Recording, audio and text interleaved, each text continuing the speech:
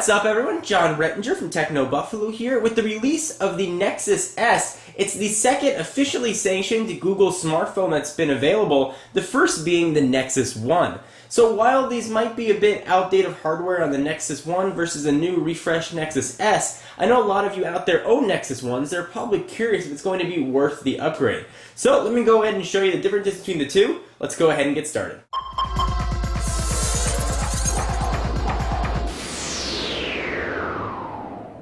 So let me jump right in with a few disclaimers. We're obviously dealing with close to last generation hardware on the Nexus One, still relatively modern. However, the Nexus S is using a lot of newer processors and certainly the newer operating system on Android, which is of course Gingerbread.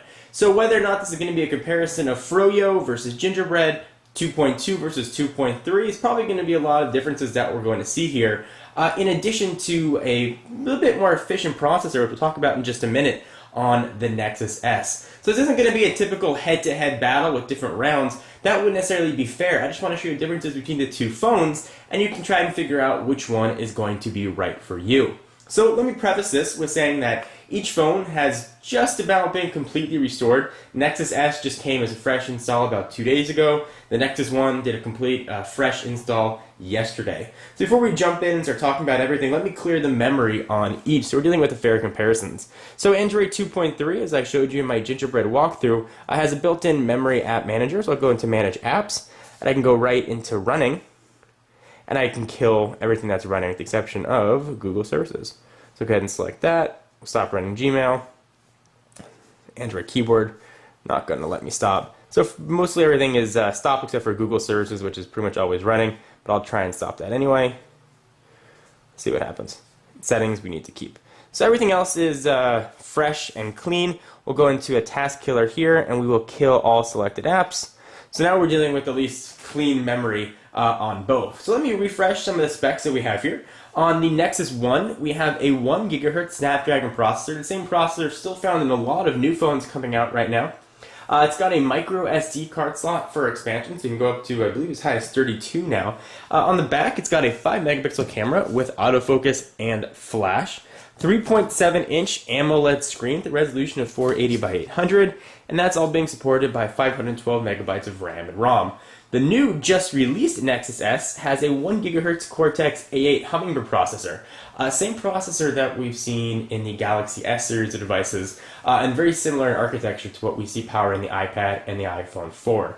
Now, not in all tests, but in the majority of tests that has been run comparing these two, the Cortex-A8 has been a bit more efficient. So we'd expect this to be a little bit faster. Of course, it's running the newest version of Android 2.3, which is only going to help its speed increases. Once the Nexus One gets Android 2.3, we'll have to retest this and see if there's any sort of speed differences that we see. This has 16 gigabytes of internal storage, no micro SD card slot, oddly enough. Has a similar 5 megapixel sensor on the back with autofocus and flash, but it also has a VGA camera on the front for video chat or what else you want to take pictures of yourself on the front. It's got a little bit larger 4-inch screen, which is Super AMOLED, so you're going to get darker darks and richer colors, but you're also going to get a bit of tint, a little bluish tint to the screen. You may be able to see that here on camera. It has the same resolution of 480 by 800, and also has 512 megabytes of RAM. Alright, so let's do some speed and performance tests here and see what the differences are. I think one of the best ways to sort of garner processor and memory management is to jump right into an application that doesn't have much practical use, but it's kind of fun to play with, and that's Google Earth. So I've downloaded that on both of these devices. We'll go ahead and launch them and see how well they handle. Alright, so unsurprisingly, the Nexus S sort of launched things a little bit quicker and it's ready to go. We still got a bit of a loading thing here. And a lot of these increases that we're seeing may very well be from Android 2.3 and not necessarily related to the hardware and the software. But the way these two phones are now, this is the best way we can compare. It looks like that's switched on over. Okay, so this is good to go as well. Let's see how smooth things are. Both look to be handling things pretty nicely. If I zoom in, let's try to zoom in here.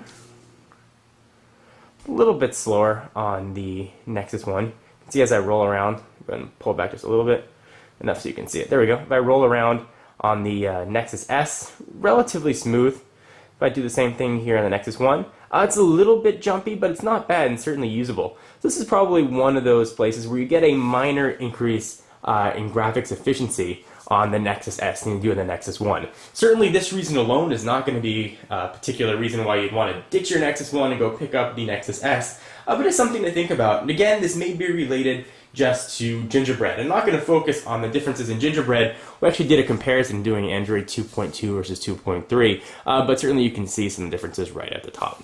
Alright, so let's go back home.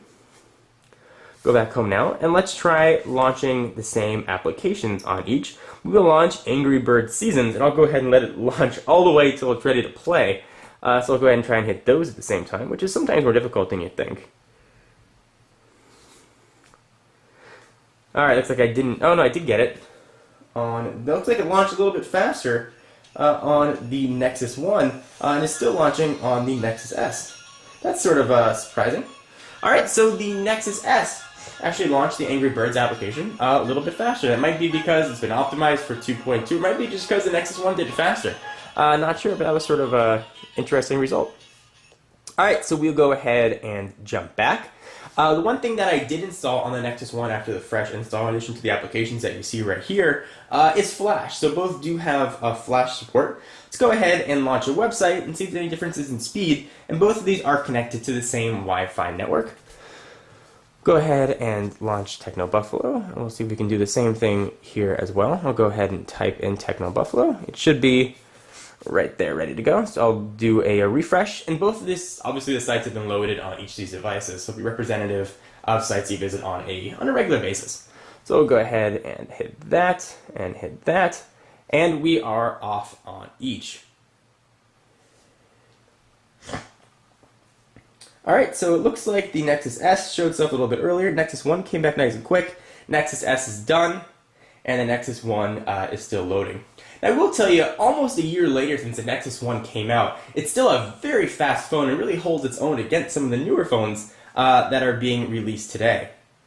So there you go, there's some differences between the two. And hopefully on a site like this, you can see differences between the screen as well. That Super AMOLED really does make colors pop. It also has sort of that curved contour display that you might not be able to see so well. It doesn't really have much practical ability. It feels nice when you're scrolling your finger over it, when it's up to your face as well. It's got a bit of a higher quality feel. Speaking of higher quality, let's talk about build quality of the two devices. The Nexus S was made by Samsung, and the Nexus One was made by HTC. HTC, at least in my opinion, has a really solid industrial build quality, and that translates very nicely to the Nexus One.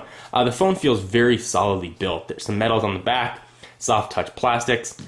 The Nexus S built, Nexus S rather, built by Samsung, has a plastic back and doesn't have that same high quality feel I think you get with the Nexus One. So when it comes to build quality, I'm definitely going to give the edge to HTC over Samsung here. Alright, so let's continue with sort of talking about some of the other features of the phone. And we'll have to talk a little bit, I suppose, about Android 2.3. We're not going to get into that much detail with it. Alright, so let's go ahead and see what's going to come standard with the apps. So these are both sort of standard Google experiences, so you can see how quickly the application tray loads. You got some 3D rendering down there, and things do load very quickly. One of the niceties that the Nexus S has over the Nexus One, again, this is a preference thing, and it's also security industry, and it's also a Android 2.3 thing, the keyboard. Certainly there are tons of third-party keyboards you can use to plug in to make this a totally moot point, but I certainly prefer the keyboard on Android 2.3 found on the Nexus S. So finally, I want to run a benchmark test on both of these guys. I've got Quadrant here, which is a pretty decent benchmarking application. I'm going to go ahead and run them on each, and then I'll come back and show you the results. If you want to see these tests being run, I'll put them at the end of the video so you can watch sort of the whole test and run the whole gamut of it. So let's go ahead and get started with that. Okay, so the results are in. The Quadrant test actually crashed the Nexus S the first time, had to be run a second time. You can see the results here. Let's go ahead and look at the Nexus One. Hopefully all that'll be in focus for you guys and you can see it. It's second right below, actually, what surprisingly a Nexus One didn't recognize this as a Nexus One. See the Motorola Droid, HTC Evo, Droid X, Galaxy S. There's another Nexus One down there, probably with Android 2.1. And you can see the score there is a little over 1250, so very nice score, showing the phone is still very quick and very fast. If we look at the Nexus S here, see the score is noticeably higher. Go ahead and bring that into focus, just over 1500. It was actually the highest of any of the phones we tested, including the Nexus 1. And these are all sort of scores that Quadrant pulls in from other devices. Nexus 1, Droid X, HTC Evo, Galaxy S, and a few others. The interesting thing is the Galaxy S. That might show differences between the TouchWiz skin that's on the Galaxy S and Android 2.3, because spec for spec, they're very similar, the Nexus S and the Galaxy S.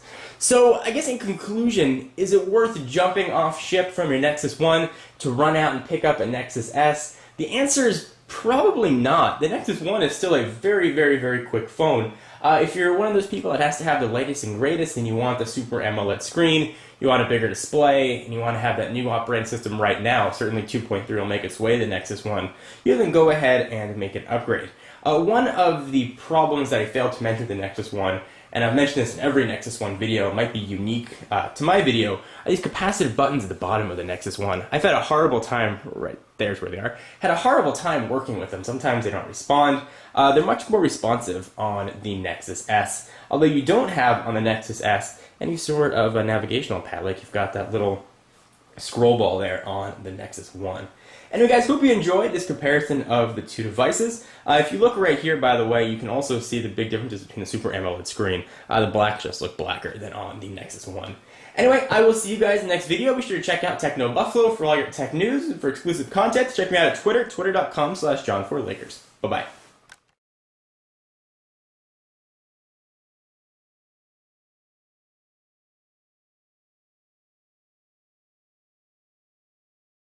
Alright, so go ahead and hit launch on each of these. And this isn't a speed test for how quickly the application loads, it's just a benchmarking test. So we'll hit OK, we'll do the licenses there, and we'll go ahead and run full benchmarks on each. And even right here, you can really see a difference between the black levels on the Quadrant test. It looked much darker on the Nexus S than they do on the Nexus 1.